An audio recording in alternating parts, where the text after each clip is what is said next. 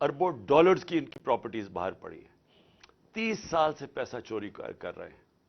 Hudaibiya paper मिल जब पहली दफा सामने आई थी तो तब लोगों को अंदाजा हुआ था कि किस तरह ये शरीफ खानदान, जिनका फ्रंटमैन था इसहाक डार, जिसने 2025 अप्रैल में 164 का बयान मजिस्ट्रेट के सामने लिखवाया था। और 164 का बयान वो होता है जब मजिस्ट्रेट पूछता है कि आपके ऊपर कोई दबाव तो नहीं है, तो इसने कहा नहीं जी मैं खुद कहना चाहता हूं, क्योंकि उस वक्त नवाज शरीफ छोड़ के मुल्क बाहर चला गए थे, सऊदी अरेबिया।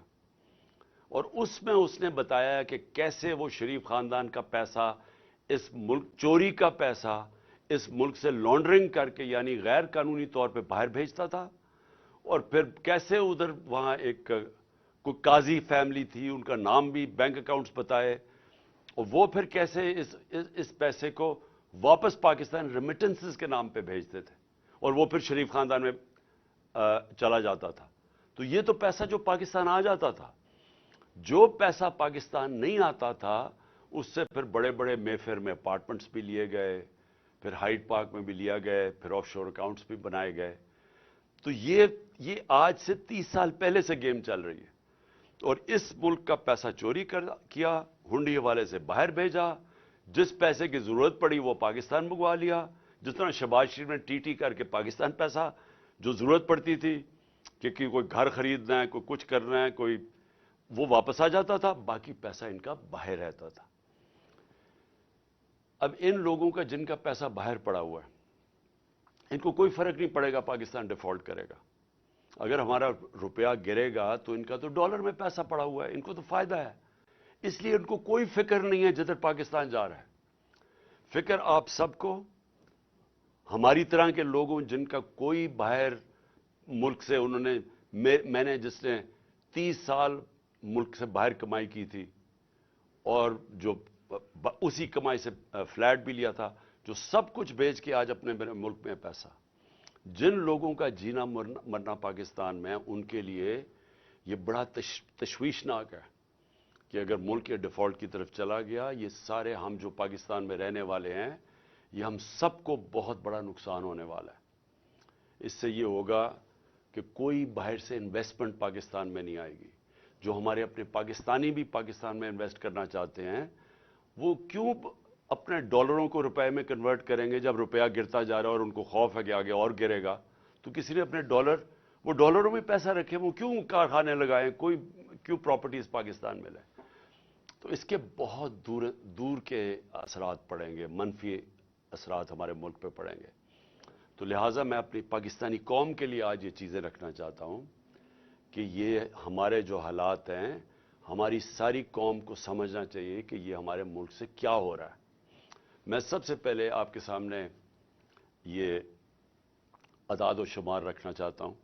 मैं चाहता हूँ कि मेरी सारी कौम ये पहले देख ले कि जब हमें ये पाकिस्तान मिला था 2018 को, तो पाकिस्तान की तारीख का सबसे बड़ा बैरूनी मुल्क खसारा था, करंट अकाउंट डेफिसिट 20 अरब डॉलर का।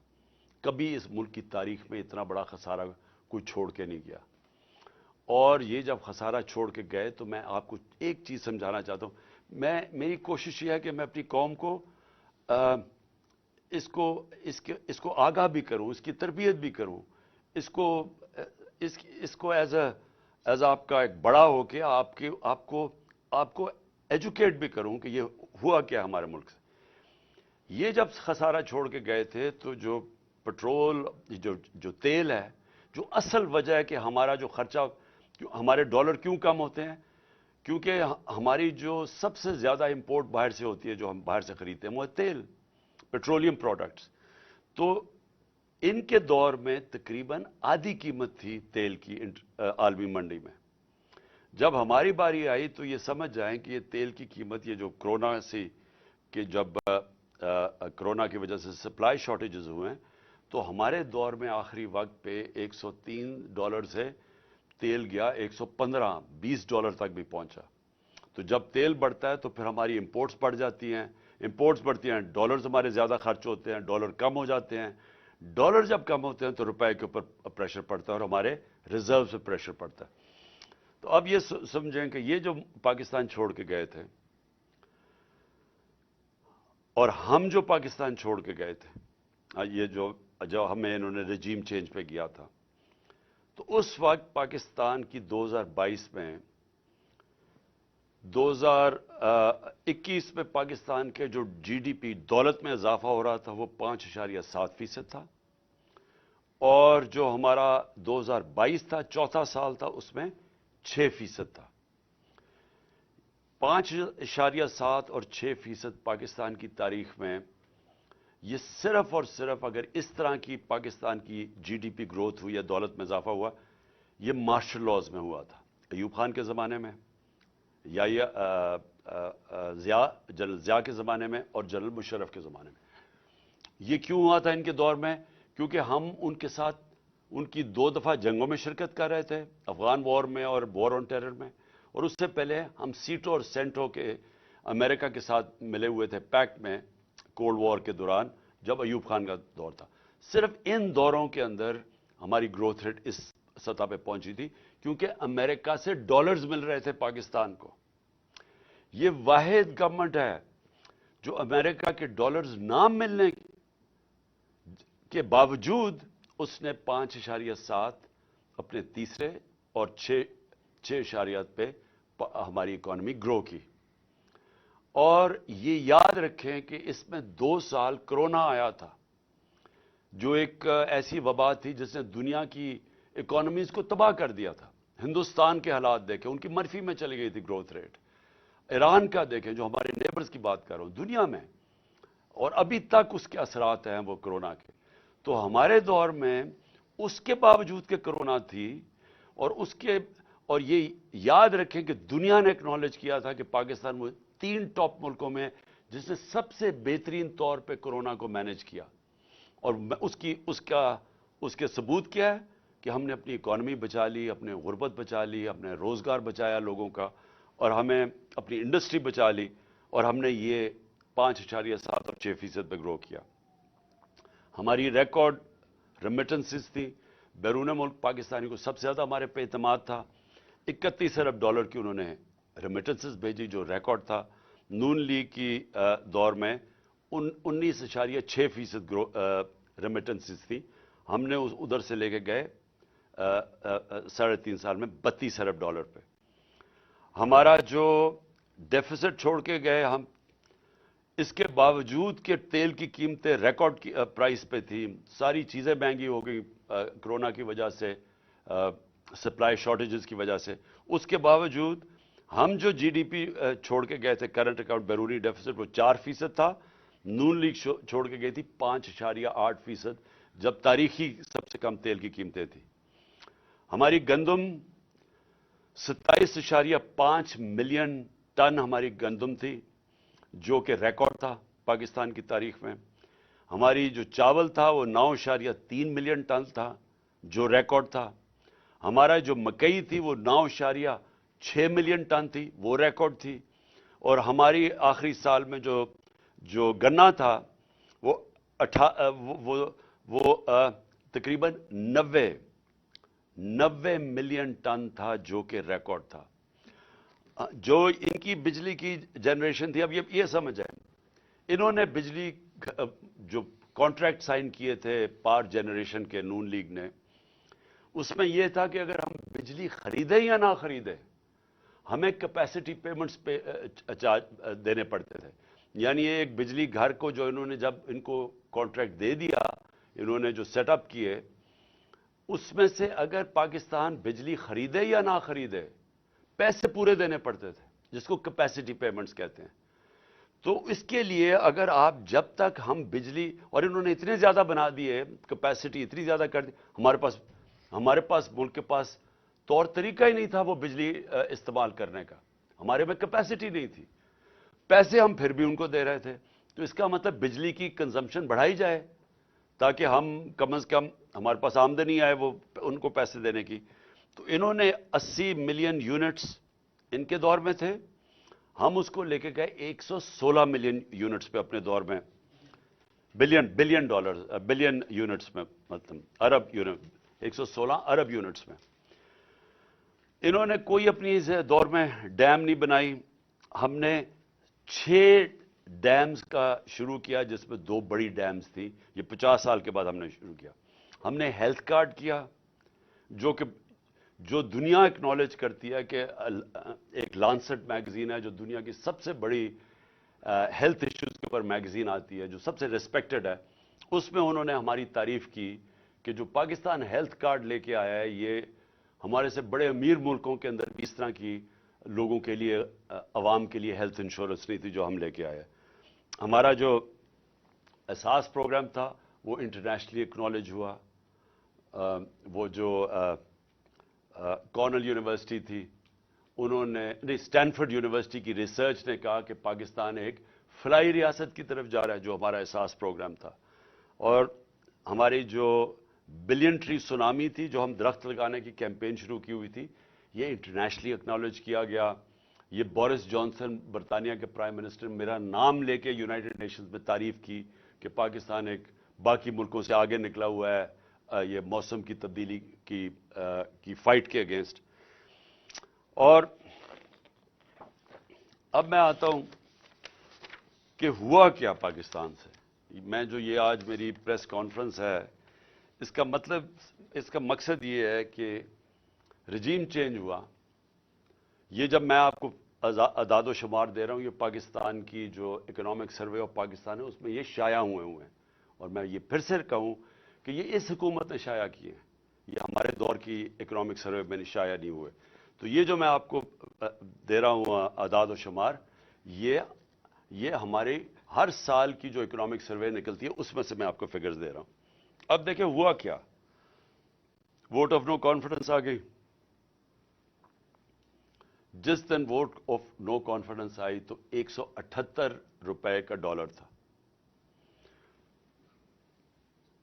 آج اوپن مارکیٹ کے اندر 250 روپے کا ڈالر نہیں مل رہا. آج آفیشل ریٹ ہے 224 روپے ڈالر کی. 250 روپے کے اندر ڈالر آج پاکستان میں نہیں مل رہا. جو بڑی امپورٹنٹ چیز آپ کے لیے سمجھیے, لارج سکیل مینوفیکچرنگ انڈسٹری. ملک کی دولت کے اندر اضافہ کیسے ہوتا ہے؟ جب آپ کی انڈسٹری بڑھے. انڈسٹری بڑھتی ہے, روزگار ملتا ہے, آپ کے پاس چیزیں آتی ہیں لوگوں کو بیچنے کے لیے, ایکسپورٹ کرنے کے لیے. تو یہ ایک بیسک چیز ہوتی ہے جس سے ایک ملک کی دولت میں اضافہ ہوتا ہے, ویلتھ کریشن ہوتی ہے. ہمارا جو آخری مارچ کا مہینہ تھا 27% پاکستان کی لارج سکیل مینوفیکچرنگ میں گروتھ ہوئی, اس میں اضافہ ہوا. اور یہ کتنے سالوں کے بعد پاکستان کی انڈسٹری اسی طرح ریوائیو ہوئی. اور انڈسٹری ریوائیو ہونا آسان کام نہیں ہے, کیونکہ انڈسٹری اگر آج فیصلہ بھی آپ کریں گے, ان کو انسینٹیوز بھی دیں گے, تو وہ ٹائم لگتا ہے, کیونکہ فیکٹری مشینری بنانی پڑتی ہے, امپورٹ وہ سیٹ اپ ہوتا ہے, اس کو ٹائم لگتا ہے. آپ اگر آج فیصلہ کریں, فائدہ کریں کسانوں کا, تو آج اگر اس کو انسینٹیوز دیں گے, وہ 6 مہینے 7 مہینے کے بعد وہ فصل اگائے گی. لیکن انڈسٹری بڑی دیر لگتا کام ہے. ہمیں 2.5 سال لگے اپنی انڈسٹری کو اٹھانے کے لیے, کیونکہ یہ جب نون لیگ گئی تھی انڈسٹری اس وقت بند ہو چکی تھی. فیصل آباد کے اندر جو فیکٹریاں تھیں ٹیکسٹائل کی, ان کو ریل اسٹیٹ کے اندر وہ بدل رہے تھے. تو اور بے روزگاری تھی. ہمارے جو یہ مارچ کی اب میں بات کر رہا ہوں, ٹیکسٹائل کا مزدور نہیں مل رہا تھا فیصل آباد میں, باہر سے لوگوں کو مزدوروں کو منگوانا پڑتا تھا. ریکارڈ ہماری جو یہ 27.7 پہ ریکارڈ ہماری انڈسٹری بڑھ رہی تھی, جو آج 0.4% پہ پہنچ چکی ہے. ادھر سے گر کے یہاں پہنچ چکی ہے. یہ اکتوبر کی فگرز ہے. سب سے زیادہ شور مچا ہوا تھا مہنگائی کا, کہ جی مہنگائی مارچ آ گئی, عمران خان نے مہنگائی کر دی, قتل کر دیا لوگوں کو. مجھے افسوس سے کہنا پڑتا ہے کہ وہ چینلز جو آج چپ کر کے بیٹھی ہوئی ہیں, سناٹا چھایا ہوا ہے وہاں, بول نہیں رہے, وہ ان کو عمران خان کی گھڑی کی پڑی ہوئی ہے. یہ بھی پہلی دفعہ ہوا کہ میں اپنی گھڑی بیچوں, اس کے اوپر شور مچ گیا ہے. میری ذاتی گھڑی ہے, میں اسے بیچوں, میں جو مرضی کروں اسے. اس کے اوپر کوئی بات نہیں کر رہا کہ آج لوگوں کا جو معاشی قتل ہو رہا ہے. ہمارے دور میں माइक जा रहा होता था सबके सामने, अच्छा जी बताएं कितनी महंगाई है, कितनी तकलीफ है, चुन चुन के। आज क्यों नहीं जा रहे? आज जरा ये सुने कि हमारे दौर में जब लोगों के पास जा रहे थे महंगाई कितनी थी, तो इन्फ्लेशन थी 12.5%। उस पे जनाब बिलावल भुट्टो ने इतना जोश में कि मैं महंगाई मार्च करने लगा हूं, मैं कम पे टांग देंगे इस्लामाबाद में पहुंच के। तो आज महंगाई किधर पहुंची है? 24% के ऊपर, दुगनी है आज महंगाई उस दौर की। कोई किसी को फिक्र नहीं है कि महंगाई में क्या हो रहा है। 50 साल में सबसे ज्यादा महंगाई है आज पाकिस्तान में। कितने लोग ये, कितने वो मीडिया हाउसेस अपने ज़मीर जगाएं। पैसा सब कुछ नहीं है, पैसे के पीछे चोरों की ना मदद करें। इस मुल्क में चोरों को ना बचाएं अपने पैसे ज़मीर बेच के। आज दुगनी महंगाई है। और कौन सी क़यामत आ गई कि तब से और अब में कितना महंगाई असल तो हुई थी तेल की वजह से। हम क्यों फंसे हुए थे? इंपोर्टेड महंगाई थी, दुनिया में तेल की कीमत बढ़ गई थी, कोरोना की वजह से सप्लाई शॉर्टेजेस थे। तो आज इंटरनेशनल मार्केट में तेल की कीमत क्या है? $80 से भी नीचे आ गई है। आज 70 और $80 के बीच में कीमत है। हमारे दौर में $103 से $115 तक तेल की कीमत थी, जिसकी वजह से हमें मुश्किल पड़ी हुई थी महंगाई रोकने के लिए। तो हम जब कहते थे कि बाहर से महंगाई है, तब तो कोई नहीं सुनता था। और आज यही लोग, जबकि नीचे आ चुकी है तेल की कीमत और आज महंगाई आसमानों पे है, आज सन्नाटा है।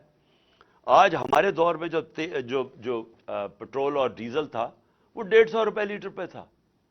आज कोई 234 रुपए पे एक है, 224 पे एक है, 236 पे डीजल है।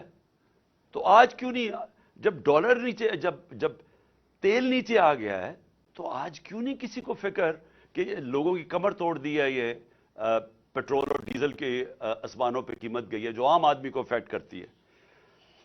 फिर जो अब मैं खतरनाक चीजें आपको बताने लगा हूं कि देखिए हमारा मसला क्या मुल्क का। हमारा मसला ये है कि ये जो दो खानदान 30 साल से बैठे हुए थे और उससे पहले मिलिट्री डिक्टेटर्स थे, 60 की दिहाई के बाद कभी किसी पाकिस्तान की हुकूमत ने जोर नहीं लगाया एक्सपोर्ट्स बढ़ाने में। जब तक आप एक्सपोर्ट्स नहीं बढ़ाएंगे, डॉलर्स मुल्क में कैसे आएंगे? नून लीग के पिछले 5 साल में एक्सपोर्ट्स 0 बढ़ी हैं। 5 सालों में इनकी एक्सपोर्ट्स नहीं बढ़ी। तो जब एक्सपोर्ट्स नहीं बढ़ेंगी, मुझे आज तक ये नहीं समझ आई कि मुल्क की दौलत में कैसे इजाफा होगा। कैसे एशिया टाइगर बना देंगे तो लाहौर को पेरिस में बना देंगे। जब तक आपकी एक्सपोर्ट्स नहीं बढ़ेंगी, वो मुल्क कभी भी वो तरक्की नहीं कर सकता, उसकी दौलत में इजाफा नहीं हो सकता। चाइना जो आज एक इकोनॉमिक सुपर पावर है, उन्होंने अपनी एक्सपोर्ट्स, आज उनकी पता नहीं 2000 अरब डॉलर की एक्सपोर्ट्स हैं। हमारी आज एक्सपोर्ट जब हमें मिला था पाकिस्तान, तो 24 अरब डॉलर की एक्सपोर्ट्स थी 22 करोड़ पाकिस्तानियों की। और हमें फख्र है कि हम उसको ले गए 33 अरब डॉलर पे, क्योंकि वो भी बड़ा जोर लगा के, क्योंकि कोरोना था। कोरोना की वजह से दुनिया बंद हुई थी। 2 साल तो चाइना बंद रहा है, तो उसके बावजूद हम 33 अरब डॉलर। तो एक्सपोर्ट्स के ऊपर कभी किसी ने जोर लगाया नहीं है। तो आज पाकिस्तान के अंदर जो खौफनाक बात क्या है कि हमारी एक्सपोर्ट्स गिरनी शुरू हो गई है। जो हमारी एक्सपोर्ट्स बढ़ रही थी और जो रिकॉर्ड पे पहुंची थी, और हमारा ख्याल था कि अगर हम रहते तो वो 38 अरब डॉलर पे पहुंच जानी थी, वो अब हर महीने 18% एक्सपोर्ट्स पाकिस्तान की गिर रही हैं। तो बजाय दौलत में इजाफा होने के वो नीचे आ रहा है। जो हमारी रेमिटेंसेस हैं, जो हमारा जो ओवरसीज पाकिस्तानी पैसे भेजते हैं, एक तो उनको इत्मीनान नहीं है इस हुकूमत पे, दूसरा और वो है कि हमारा रोशन डिजिटल अकाउंट जिसमें ओवरसीज पाकिस्तानी पैसे भेज, वो कम होने शुरू हो गए हैं। पाकिस्तानीज ने अपना पैसा निकालना शुरू कर दिया ओवरसीज पाकिस्तानी ने। और दूसरा कि जब इतना बड़ा फर्क आ जाए ऑफिशियल डॉलर की रेट में और मार्केट रेट में, तो वो तो एकदम सीधा ही उसका फर्क पड़ेगा रेमिटेंसेस में। तो जब डॉलर हमारे मुल्क में कम आने शुरू हो जाए, تو اس سے سب سے بڑا سوال یہ ہوتا ہے کہ اب ہم اپنے قرضوں کی قسطیں کیسے ادا کریں گے؟ اگر ہم جو کوشش پوری پالیسی تھی کہ ڈالرز ہمارے بڑھیں، ریمیٹنسز بھی آئیں اور ایکسپورٹس ہماری بڑھیں جو بڑھ رہی تھی، اور پھر ہماری کوشش یہ تھی کہ آئی ٹی کی ایکسپورٹس بڑھائیں جو 75% ہم نے بڑھائی تھی، جو فیوچر ٹیکنالوجی کا ہے، اور اس کے علاوہ جو انویسٹمنٹ لے کے آنی تھی، جو ہم نے اسپیشل اکنامک زونز بنائے ہوئے تھے جدھر سے ہم نے انویسٹمنٹ لے کے آنی تھی، اور چائنا سے ہماری بڑی آگے بات چل چکی تھی، بدقسمتی سے چائنا نے 2 سال پھر سے بند ہو گیا چائنا. تو جو وہ چائنا آنا جانا ہی ناممکن ہو گیا، ان کی جو کوارنٹین لاز ایسے تھے. تو جو ہم نے ان سے اپنی اسپیشل اکنامک زونز میں انویسٹمنٹ کروانی تھی، اس نے بھی ہمارے ڈالر کی انٹیک بڑھانی تھی. تو اب نہ انویسٹمنٹ آ رہی ہے، ایکسپورٹس ہماری نیچے جا رہی ہیں، ریمیٹنسز ہماری نیچے جا رہی ہیں، ڈالرز ہمارے کم ہو رہے ہیں، قرضے ہمارے بڑھتے جا رہے ہیں. تو کس نے ادا کرنی ہے؟ آج جدھر پاکستان کھڑا ہے، ہم یہ کیسے قسطیں ادا کریں گے؟ اور یہ میں پھر سے اسی پہ آ گیا ہوں کہ مجھے آج کیوں خطرہ ہے، کیوں ہماری طرح کے لوگوں کو خطرہ ہے اور فکر پڑی ہوئی ہے، اور کیوں ان کو نہیں فکر. میں سب سے پوچھتا ہوں، اپنی اسٹیبلشمنٹ سے پوچھتا ہوں، اپنے ہر طبقے کے پاکستانی سے پوچھتا ہوں کہ کیا آپ کو فکر نہیں ہے کہ آپ پاکستان کدھر جا رہا ہے؟ میں جب الیکشنز کی بات کرتا ہوں، میں الیکشنز کی اپنی ذات کے لیے نہیں بات کر رہا، میں تحریک انصاف کے لیے نہیں بات کر رہا. تحریک انصاف نے تو جب بھی یہ الیکشن کروائیں گے انشاءاللہ، جس طرح کی پبلک سپورٹ ہے آج پی ٹی آئی کی، پاکستان کی تاریخ میں کسی پولیٹیکل پارٹی کی نہیں تھی. چاروں صوبوں میں یہ پارٹی پھیلی ہوئی، باقی تو 2 پارٹیز رہ گئی ہیں، چھوٹی چھوٹی پارٹیز، صوبائی پارٹیز بن گئی ہیں. تو انہوں نے تو جب بھی الیکشنز ہو ہم نے جیتنا ہے. تو ہمیں یہ نہیں فکر کہ اگر الیکشن ٹائم پہ ہوں گے تو ہمیں کوئی فرق پڑ جائے گا. مجھے خوف آ رہا ہے کہ جتنی دیر اب یہ گورنمنٹ چلے گی، اس ملک کا جو معاشی بحران ہے وہ بڑھتا جائے گا. اور وہ کیوں بڑھے گا؟ کیونکہ جب تک ملک میں پولیٹیکل سٹیبلٹی نہیں آتی، سیاسی طور پہ ملک میں استحکام نہیں آتا، تو معاشی طور پہ تو استحکام آ ہی نہیں سکتا. ساری دنیا کی کامن سینس ہے کہ معیشت تب ترقی کرتی ہے جب سرٹنٹی ہوتی ہے، جب استحکام ہوتا ہے. میں اگر آج بزنس مین ہوں، میں آج ایک انویسٹر ہوں، میں تو تب پیسہ لگاؤں گا جب مجھے پتا چلے گا کہ یہ 4-5 سال کی حکومت چل رہی ہے، اور میرا آج اگر پیسہ لگاؤں گا تو 2-3 سال کے بعد جب مجھے اس کا نفع آنا شروع ہوگا. مجھے جب یہی نہیں پتا کہ 6 مہینے میں کیا ہوگا اور اگلے 8 مہینے میں کیا ہوگا، کون پیسہ لگانے لگا ہے؟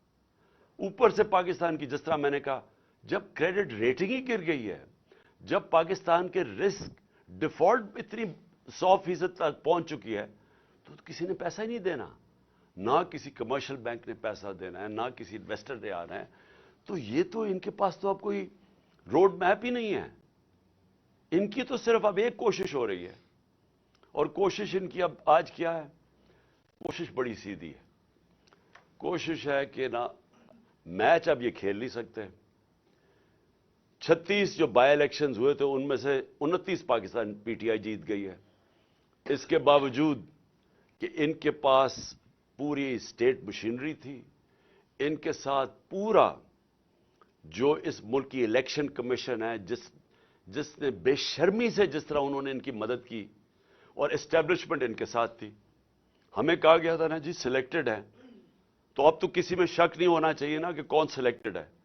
جس کے ساتھ، ان سب کے ساتھ، سارے ملک کے جو بھی اس ملک کے پاور ہاؤسز تھے وہ ان کے ساتھ کھڑے تھے. اس کے باوجود 75% by elections P T I جیتی ہے. اب اس خوف سے انہوں نے الیکشن نہیں کروانے.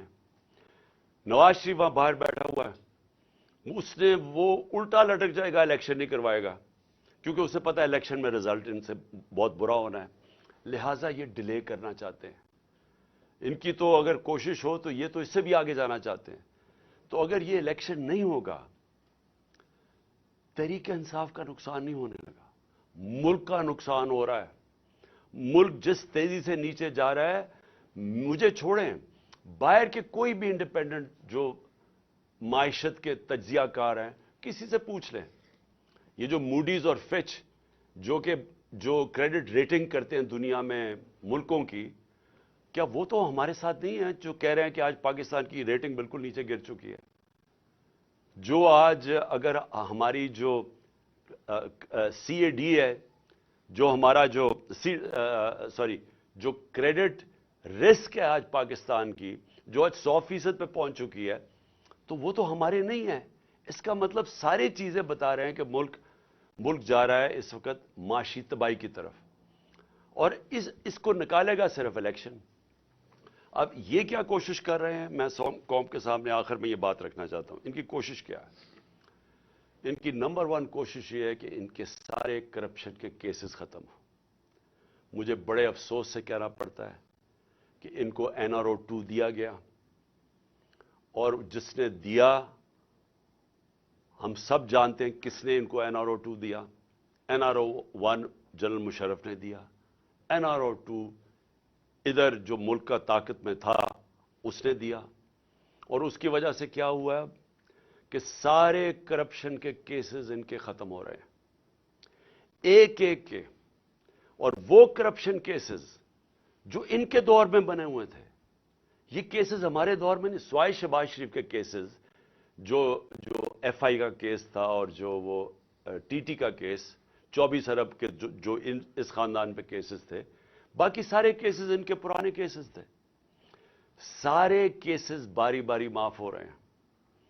انہوں نے NRO 2 اپنے آپ کو NRO 2 جو کہ اسمبلی کے اندر قانون پاس کر کے جو نیب میں ترمیم کی ہے، اب یہ سب بچ جائیں گے، اور یہی مقصد ان کا آنے کا تھا۔ ملک کا پھر سے ان کو کوئی فکر نہیں ہے کہ ان کے پیسے باہر پڑے ہیں، تو ان کو کرپشن کے اپنے کیسز معاف کروائیں گے ایک ایک کر کے۔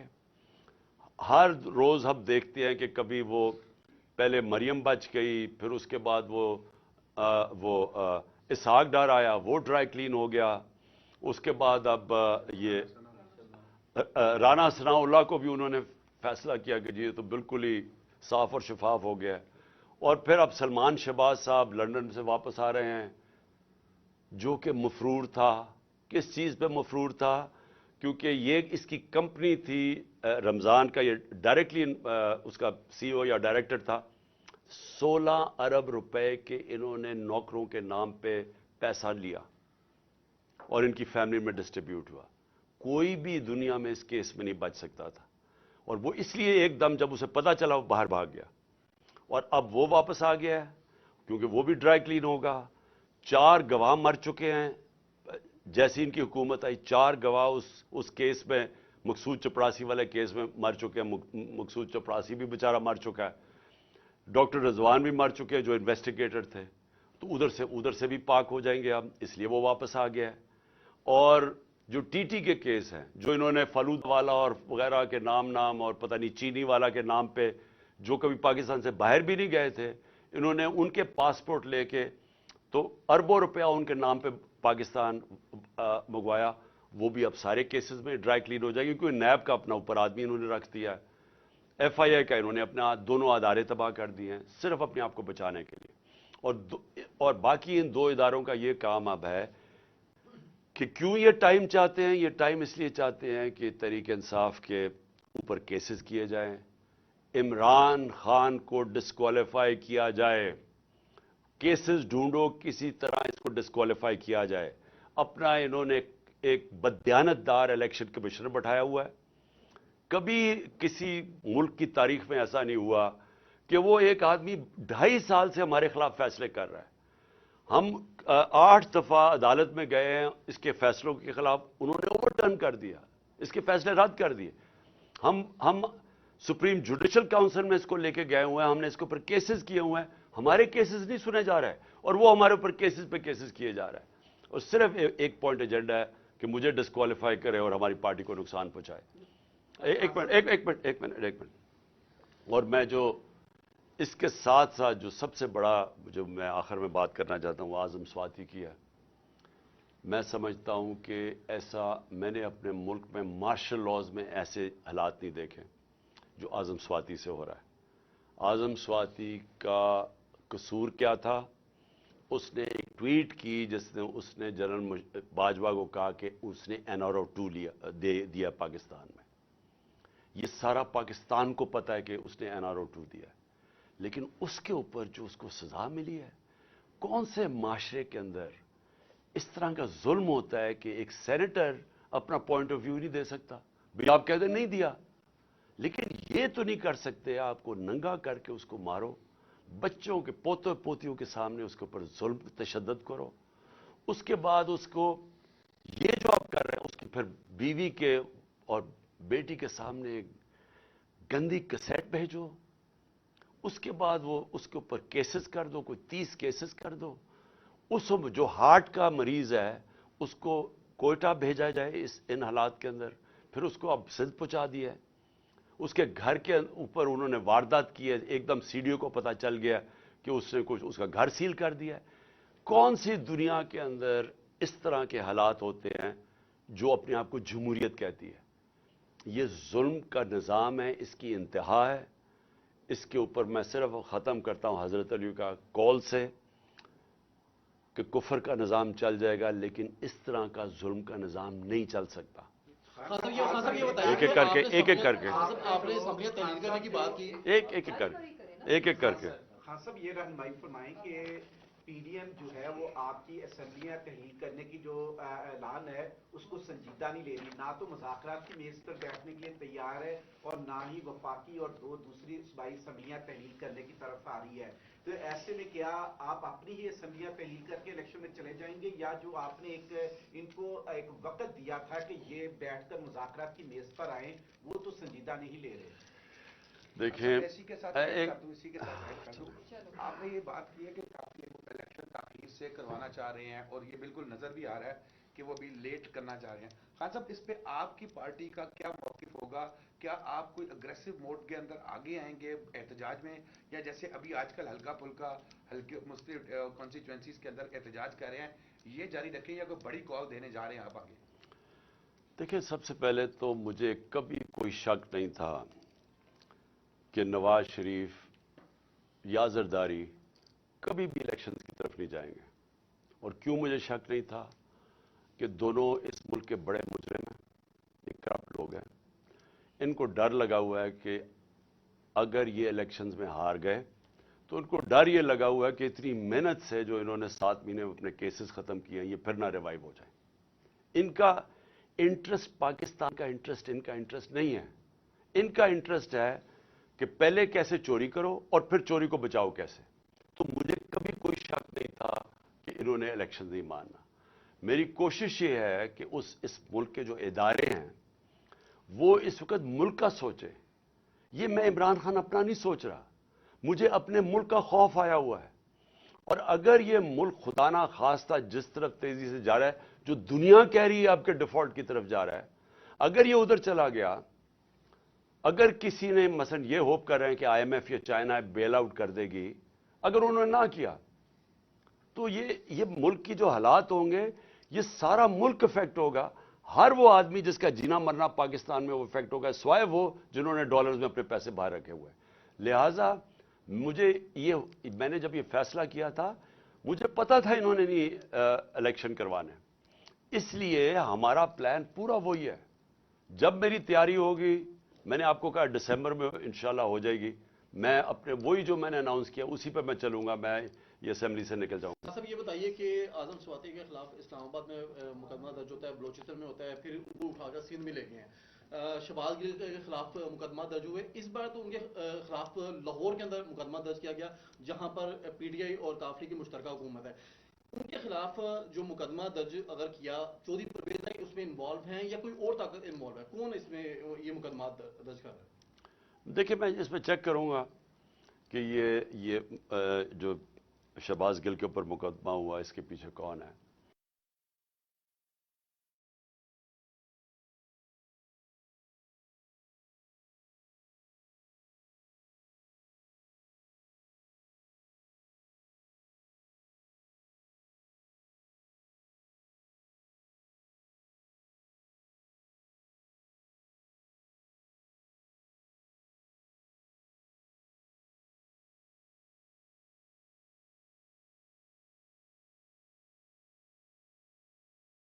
ایکسپیکٹ کرتے تھے ان میڈیا کے لوگوں کے ساتھ کیا ہوا ہے، ارشد شریف کے ساتھ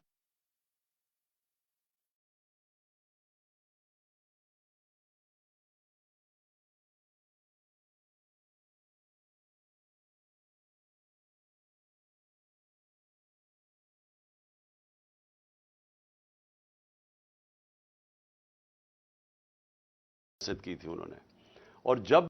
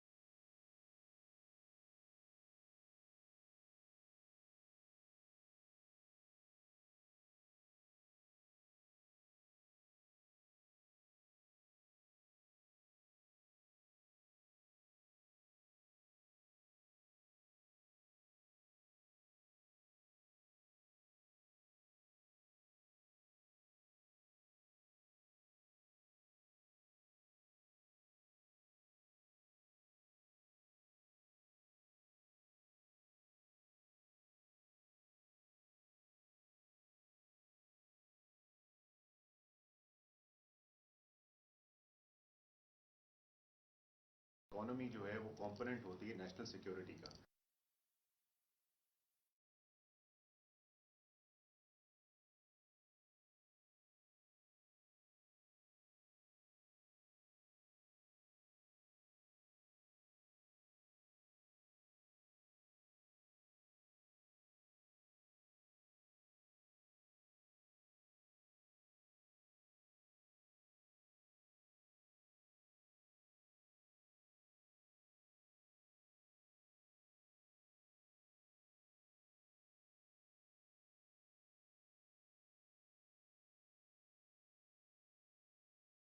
अगर सिर्फ मिलिट्री सिक्योरिटी बचाती तो सोवियत यूनियन को बचा लेना चाहिए था, लेकिन क्योंकि उनकी इकोनॉमी कोलैप्स की, उनकी मुल्क ही टूट गया। तो ये उन्होंने अपने नेशनल सिक्योरिटी काउंसिल में बड़ा मिसाल दी हुई है इसकी। लिहाजा इस वक्त बड़ा ज़रूरी है, मैं इसलिए उम्मीद लगा के बैठा हूँ नए सेटअप से, कि जब आपकी मुल्क नीचे जा रहा है और सबको नजर आ रहा है नीचे जा रहा है, किसी माशियत के एक्सपर्ट से आज पूछ लें, वो सारे यही कहेंगे कि आगे उनको बहुत ज़रूरी है कि हमारे जो नेशनल सिक्योरिटी के इदारे हैं वो देखें क्या हो रहा है। अच्छा सांसद, ये बताएं कि इलेक्शन कमीशन में आपके खिलाफ मुख्तलिफ केसेस चल रहे हैं, अगर किसी केस में आपको नाहिल किया जाता है जिसका आप खुद भी, दूसरा आपकी जो इत्तेहादी जमात है पंजाब में खसूसन, वो असम्बलियाँ तोड़ने के मामले पर कुछ तजब्जुब का शिकार दिखाई देती है, तो किस तरह तोड़ पाएंगे? देखिए, हमारे साथ पूरी तरह, मैं आपको वाज़ेह कर दूं, हाँ मौक़िफ़ मुख्तलिफ होता है, उनका अपना मौक़िफ़ है कि वो समझते हैं शायद आगे जाना चाहिए, यानी थोड़ी और देर चलना चाहिए उनको, और वो सिर्फ इसलिए कह रहे हैं कि अगर नून लीग यानी अगर केयर टेकर आ गई और केयर टेकर डिसाइड किया, इलेक्शन कमीशन है, इलेक्शन कमीशन तो इनका आदमी है, उसने बैठा के इनके लोगों को बैठा के ऊपर आईजी अपना रख के, तो उन्होंने हमारे पर फिर जुल्म करना शुरू कर देना है। उनका ये पॉइंट ठीक है, लेकिन उन्होंने मुझे पूरा इख्तियारात दिए हुए हैं कि जब भी मैं चाहूँगा कि असेंबली तोड़ना, उन पूरे मेरे साथ खड़े हैं उसके ऊपर, इसमें कोई शक नहीं है। आपका पहला सवाल था, इलेक्शन कमीशन अगर नाहिल करता है, इलेक्शन कमीशन मुझे नाहिल करता है अपना, और पाकिस्तान में ज़िल्लत कमाएगा, वो और जलील होगा पाकिस्तान में, क्योंकि लोगों को अभी कोई शक नहीं है कि इससे ज़्यादा बददियानतदार इलेक्शन कमीशन पाकिस्तान की तारीख में नहीं आया। हर फैसला इसका, बल्कि ये तो नून लीग का जिस तरह जाला नहीं होता उस तरह हमारे खिलाफ काम कर रहा है, लेकिन इससे कोई फर्क नहीं पड़ेगा।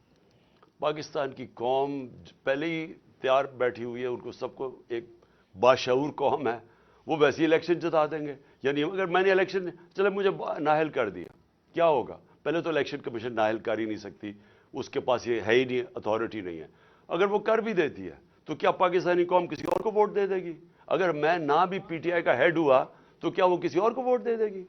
अच्छा खान साहब ये बताइएगा कि जैसे आपने कहा कि माइशत जो है वो किसी भी मुल्क की सलामती की फर्स्ट लाइन होती है, अगर खुदा न करे पाकिस्तान डिफॉल्ट करता है तो हमारे एटमी असास-ए-जात जो है वो कितने कंप्रोमाइज हो सकते हैं? देखें, मैंने ये बात की थी 1 जून को, मेरे ऊपर इन्होंने कहा जी, और अभी भी समी इब्राहिम का इंटरव्यू है 1 जून का, इन्होंने कहा जी इमरान खान के ऊपर आर्टिकल 6 लगना चाहिए। मैं एक लीडर हूं, मैं अपने मुल्क को क्यों ना आगाह करूं कि ये जब चोर ऊपर बैठ गए हैं ये मुल्क किधर जा रहा है, और वो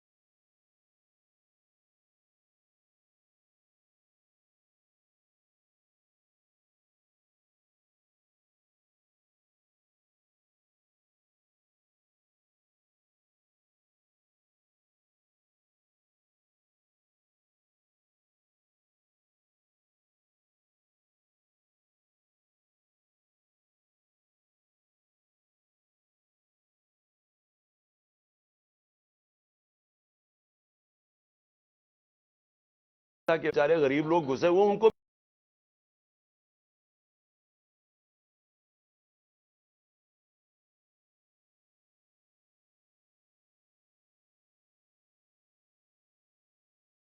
एनआरओ दे दो, उनकी तो छोटी छोटी चोरियां हैं, ये तो अरबों की चोरियां माफ हो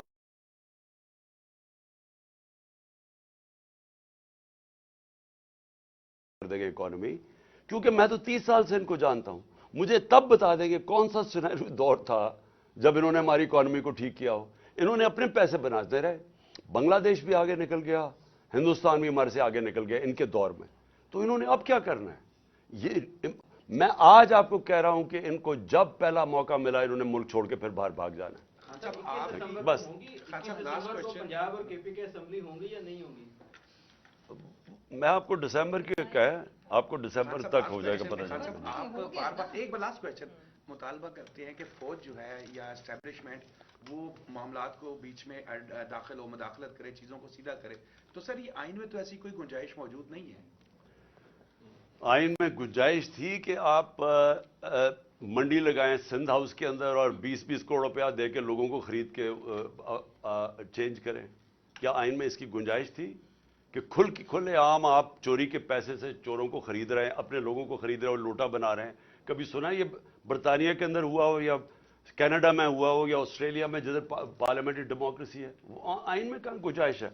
ये तो आइन के अंदर क्या गुंजाइश है NRO 2 की? मुझे बताएं, पब्लिक का पैसा चोरी हुआ है, पैसा गवर्नमेंट अवाम का पैसा चोरी हुआ है, NRO उनको कैसे मिल गया?